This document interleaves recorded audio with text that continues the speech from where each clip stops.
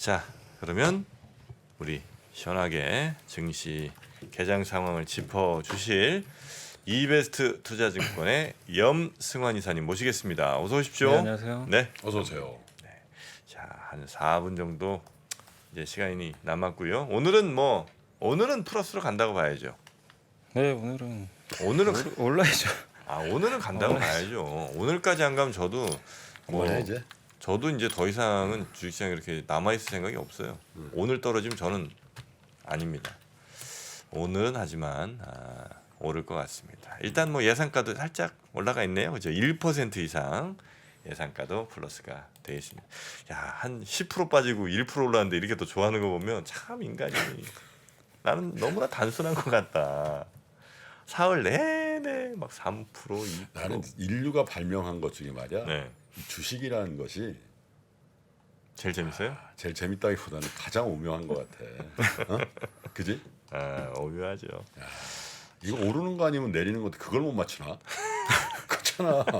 지수는 오르는 거 아니면 내리는 건데 그렇죠. 예. 그걸 못 맞춰? 반반인데 대충 때려도 반반인데. 아 근데 오르는 거 아니면 내리는 것도 아니고 오르지 장기간에 걸쳐서. 확률적으로 그렇죠. 예. 근데 야, 그러고 보니까 그냥 지수 사가지고 그냥 평생 갖고 있으면 그런 유혹을 견뎌내셔야 됩니다. 그런 유혹이 생기거든요. 그럼 이렇게 될 거면 차라리 그냥 안전하게 뭐 스파이 사서 가자. 그러면 이제 재미는 없어지는 거죠. 그러면 안 됩니다.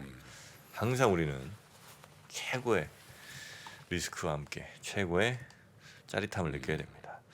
자, 57분이고요. 네. 간단하게 뭐 리포트를 볼까요? 아니면 일정 보고 갈까요? 예, 뭐 리포트 오늘 이렇게 많이 나온 건 없는데 네. 오늘 그래도 이제 하이브가 어제 워낙 많이 빠졌으니까 하이브. 그거 보고서 좀 하나 정도만 좀 오늘 나온 거 중심으로 좀 설명드리면 네. 현대차증권의 김현영 연구원이 목표 주가를 좀 낮췄어요. 29% 정도. 그래서 28만 5천 원이고 일단 이게 좀 예상 범위 밖이었던 게 BTS가 이제 완전체 활동 중심에서 이게 개인 활동 체제로 전환을 선언을 한 거잖아요, 사실상. 그래서 주가가 이제 어제 24% 폭락을 했는데 이제 그 가장 나이 많은 그 진인가요? 그 이제 그분이 아마 올해 BTS의 진. 네. 네. 그래서 그분이 올해 아마 이제 군입대가 예정된 걸로 알고 있어요. 나이로 보면. 이병진이 되는 네. 거죠. 네. 그래서 이제 어차피 올해 연말까지는 계속 이제 뭐 스페셜 앨범까지 해가지고 완전체 활동을 사실 뭐 주주도 그렇고 사실 이제 많은 아미분들도 기대를 하셨는데 6개월 빠르게 이제 체제 전환 발표가 있었던 거죠. 그래서 이제 그 기간 동안에 실적 공백이 좀 불가피해지면서 투자 심리가 얼어붙었던 것 같고 그래서 아마 이제 관련 매출을 좀 하향 조정을 해야 된다 이렇게 나와 있고 2분기 실적은 굉장히 좋다고 합니다. 아마 사상 최대 실적. 근데 이제 그거보다 이제 앞으로가 좀 문제라서 좀 아쉬운 부분이 좀 있었던 것 같고요. 그리고 그 BTS 입대가 뭐 어떻게 이제 결론이 날지 모르겠지만 입대를 하게 된다라면은 그 공백은 그래도 그렇게 우려만큼 크진 않을 걸로 보는 이유가 이제 솔로 활동 병행하는 것만으로도 연간 800만 장 정도 네. 그 아마 판매 수치는 나올 걸로 지금 전망을 하고 있는 것 같아요. 예전에도 이제 빅뱅이 솔로로 뭐 GD 태양 대성이 굉장히 또 혼자서도 모객력을 많이 보여주고 앨범 판매도 잘했기 때문에 아마 BTS는 뭐 그 이상이잖아요. 사실 어떻게 보면. 네. 그래서 뭐 실질적으로 실적 충격은 우리가 예상한 것보다는 아주 클 것 같지는 않다. 다만 이제 기존의 전망치를 다운시킬 수밖에 없다. 어쨌든 이제 6개월간의 그 더 하는 게 이제 없어져 버린 거죠 사실상. 네. 그래서 그만큼의 하향 조정 불가피해서 목표 주가를 28만 5천 원 정도로 네. 낮췄다는 거 참고하시면 좋을 것 같습니다. 최악의 시나리오가 그거더군요. 군대를 한꺼번에 가버리는 거. 한꺼번에 가는 게. 한꺼번에. 어차피 갈 거 그냥 군대 가자. 그러니까 그게 최악이라고요? 네. 한꺼번에 갔다 한꺼번에 오는 게 낫잖아요. 아니지. 그 기간 동안 2년 가까이 기간 동안 매출 공백 빵. 그죠 이제 왜냐하면 이제 번갈아서 가게 되면은 이제 솔로나 유닛으로 묶어서 그렇지. 활동하면 되거든요. 그게 최악이지. 네, 근데 이제 한꺼번에 가는 다 게 가버리면 이제 한꺼번에는 설마 안 가겠죠, 근데. 예. 한꺼번에 가면은 또 저 국방부가 저기 문선대 갈 거 아니야. 거기 뭐 야전에 가겠냐. 어? 그 가면 거기 완전체가 딱 있는 거지. 머리 깎고. 근데 이게 뭐 그럴 리는 없겠습니다만 며칠 전부터 좀 빠졌잖아요. 네. 그럴 리는 없겠죠. 근데 저도 좀 수상하긴 했어요. 며칠 전부터. 왜냐면 이제 유독 혼자 빠지고 있길래. JYP나 SM이나 다른 데 다 같이 비해서. 빠지면 엔터 문제인데 네. 하이브에 뭔가 문제가 있나 좀 저도 좀 의아하긴 했거든요. 근데 어쨌든 이제 그 이유는 좀 밝혀진 것 같습니다. 어쨌든. 네. 자, 여튼 하이브 주가, 하이브도 그때 이제 막 처음 상장하고 공모하면서 그때 개인 투자자들 많이 또 들어갔고 뭐 팬분들도 많이 들어가셨고 네, 마음이 좀 아픕니다. 네. 네. 자, 그러면 이제 장이 예. 시작이 됐습니다. 현재 이제 코스피가 오늘 35.71포인트 1.46% 올랐고요.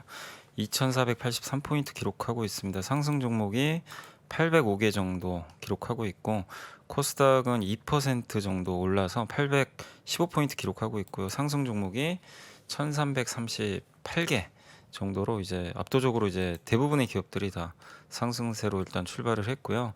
오늘 삼성전자가 1.3% 정도 올랐고 카카오가 2% 그리고 LG화학, 삼성 SDI가 각각 2%씩. 그러니까 시총 상위 기업 중에서는 이런 기업들의 좀 상승폭이 큰 편이고 가장 많이 오르는 기업은 오늘 일진 머티리얼즈가 이제 2차 전지 소재죠. 4% 올랐고 현대중공업이 4% 그리고 SK 아이테크놀로지가 한 4% 정도 오르고 있고요. 효성 첨단 소재, 뭐 두산 퓨어셀, 솔루스 첨단 소재 그래서 친환경 관련 기업들의 주가가 오늘 오전에 좋습니다. 그리고 아까 카카오가 오르면서 인터넷 대표 기업들의 주가도 견조한 것 같습니다. 반면에 오늘 좀 빠지는 기업들도 있는데 S-오일이 이제 국제유가 급락하면서 오늘 마이너스 2% 이상 빠지고 있고요.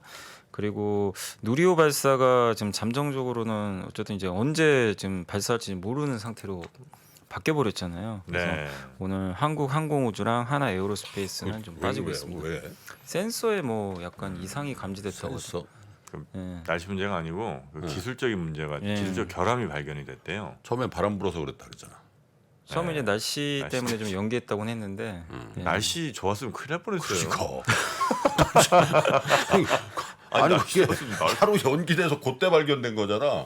그리고 큰일 날 뻔했어요. 그냥 있으면 어떡할 뻔했냐고. 와, 그러니까요. 이건 뭐 자, 날씨가 살렸네 어떻게 보면. 예. 야. 그래서 여기 날짜가 23일까지 예비 날짜를 받아놨대요. 근데 그때까지도 이걸 못하면 어. 이제 무기한 연기되는 거고 이제 그게 국제사회 공조가 있어야 되나 봐요. 아, 우리가 하고 쏘는 싶다고 게? 무조건 하는 게 아니고 이제 어느 그렇겠죠. 정도 동의를 해야 되니까 그래서 23일까지는 할 수 있다고 합니다. 음. 만약 그걸 좀 고치면. 네네. 근데 그 기간에 못하면 이제 언제 될지는 이제 모르는 상황이고. 음. 그래서 아마 오늘 우주항공주들이 좀 이제 우려감 때문에 음. 주가 좀 안 좋은 것 같습니다. 네.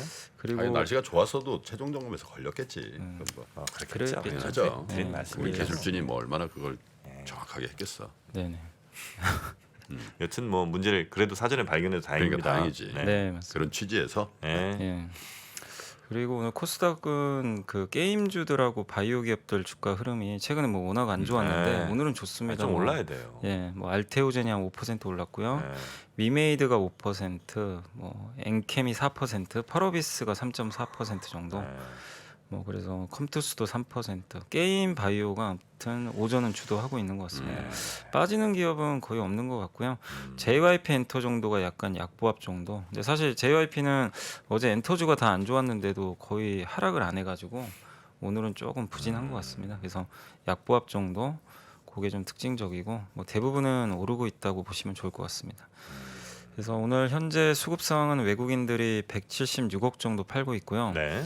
기관 투자들이 한 178억 정도 팔아서 현물은 파는데 선물은 좀 사고 있습니다. 외인들이 1,300억 정도 선물은 좀 순매수를 하고 있습니다. 선물은 순매수하지만 아직까지 현물에서는 좀 매도가 약간 나오는 것 같고요. 여전히 외국인들은 뭐 금액은 작지만 전기전자 업종을 아직까지는 좀 팔고 있는. 그래서 미국 증시가 급등했지만 외국인들의 시각은 아직은 크게 바뀌진 않은 것 같습니다. 그리고 섹터 쪽으로는 오늘 비료업체들 주가가 좀 좋은 편이고요. 다시 비료주들이 급등하고 미국의 이제 전기차 관련 기업들 오르다 보니까 오늘 리비안 관련주들이 주가 흐름 좋고요. 또 애플 주가 좀 오르면서 오늘 아이폰 관련 기업들의 주가가 상당히 좀 좋은 것 같습니다. 그리고 조선기자재도 오늘 괜찮은 편이고요. 네. 그리고 농업주라든가 뭐 또 인터넷 대표주, 게임주, 휴대폰 부품, 뭐 2차전지 소부장 최근에 이제 급락했던 기업들이 다 2% 이상씩은 고르게 반등을 해주고 있고요. 친환경 섹터도 오늘 좋고요. 뭐 석유화학 기업들도 모처럼 주가가 좋은 분위기인 것 같습니다. 그러니까 오늘은 이제 빠지는 쪽은 딱 두 개예요. 원숭이 두창 관련주하고 항공. 네, 항공우주 이쪽 네. 섹터 두 개 섹터만 빠지고 대부분 다 견조한 것 같습니다. 아유, 좀 더 가야 됩니다. 사실 지금 뭐 2, 그죠. 3%씩 다 가고 있는데 안 돼요 이건. 한 5, 6%씩 가야 되지 않겠습니까? 올레드구나. 가면 좋죠. 예, 올레드. 오늘 올레드라고 가야죠. 올레드. 예, 올레드입니다. 예. 보세요 한번. 네, 쭉 구경하시고 주식은 이렇게 하는구나 이렇게 생각 좀 해주시면 좋겠어요. 야, 그 와중에 하이브는 다시 마이너스다. 야. 아이고. 아이고. 참 진짜 저는 너무 가벼운 것 같습니다. 왜요? 아니 이거에 이렇게 난 기분이 좋나? 야 진짜 한, 최근 한 10% 이상 빠졌을 거 아니 계좌가 전체적으로. 많이 빠졌죠. 네. 와 근데 오늘 한 2% 오르니까 이렇게 기분이 좋네. 이게 이 시장이 참 사람을 아주 그 간사하게 만들고 사람을 참 그 뛰었다가 내렸다가 잘하는 거 같아요. 이거 반대도 있잖아요. 10% 올랐는데 2% 빠지면 수익이잖아요. 네. 근데도 기분 나쁘죠 사실. 아 그런가요? 그런 것도 있죠. 아, 왜냐면 이제 나는 10% 수익이었다 다음 날 8밖에 안 되네. 예. 이런 것도 좀 있고요. 너무 기분 좋아 지금. 아유, 뭐 펄어비스도 올랐고 펄어비스 3% 지금 올랐거든요. 네, 지금 마이너스 60%예요 제가 이게. 아 근데도 기분이 좋아. 제정신은 아닌 것 같아. 이게. 사람을 제정신으로 안 만들어 주식시장은. 그 여러분 조심하셔야 됩니다. 예. 자 그러면 고맙다는 얘기 안 해? 어쨌든 고맙습니다. 자 리포트 좀 한번 볼까요? 가벼운 마음으로. 네. 그 어제 이제 대신증권에서 이제 나온 자료인데 기아가 그 IR을 했던 것 같아요. 그래서 그거 좀 잠깐 말씀드리면 연간 영업이익 전망치를 6.5조 원으로 유지를 했고요. 그다음에 이제 환율 상승에 따른 이제 그 어떤 매출 증가, 이익 증가 효과가 좀 일부 있는 것 같고 요즘에 이제 자동차 되게 우려하는 분들이 수요가 좀 주는 거 아니냐 이런 좀 우려들이 있는 것 같은데 그거는 좀 제한적이라고 좀 언급을 했던 것 같습니다. 그리고 반도체 수급 개선은 이제 시작이 된 것 같고요. 그래서 2분기에 월 평균 25만 대에서 7월 되면 27만 대로 늘어날 것 같다 이렇게 했고 재고는 여전히 극도로 낮다고 합니다. 재고가 좀 낮기 때문에 재고 확정은 좀 될 것 같고 어제도 잠깐 말씀드렸지만 그 화물연대 파업 때문에 차질은 있었지만 주말에 추가 이제 특근을 할 것 같아요. 그래서 좀 만회할 가능성이 있다 이렇게 좀 나와 있는 것 같습니다. 네. 그리고 최근에 뭐 이렇게 신차 뭐 취소한다는 뭐 얘기들이 좀 많이 돌더라고요. 신차 취소한 예, 뭐 이렇게 예약했던 거 막 취소하거나 이렇게 미리 주문했던 거. 네. 뭐 인터넷 같은 데도 많이 기사도 왜? 나오고 왜요? 돌더라고.